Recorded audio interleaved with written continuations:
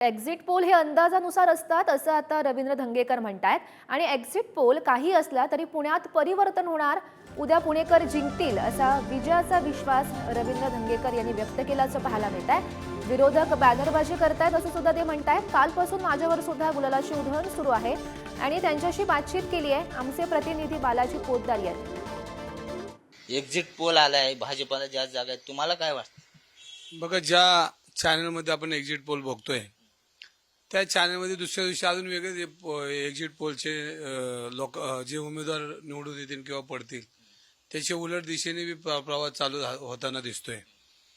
आणि exit poll हा अंदाज असतो, हे काय फायनल आकडा नसतो आणि ते अंदाज वर्तवतात। तो अंदाज गेली 6-6 महिने वर्षभर अभ्यास करतात आणि त्याच्यावर एक्झिट पोल चालतो।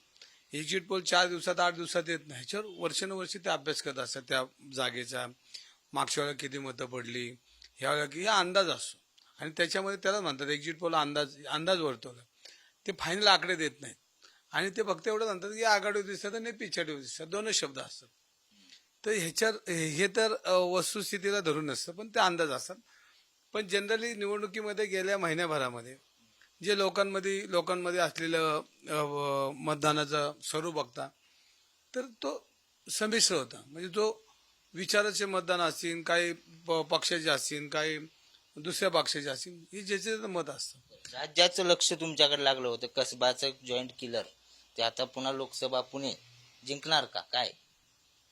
बघा, मी मतदान पेटीत हे सगळ्या मतदान आता बंद आहे। उद्या सकाळी 10 वाजताचा निकाल आपल्या हातात आहे।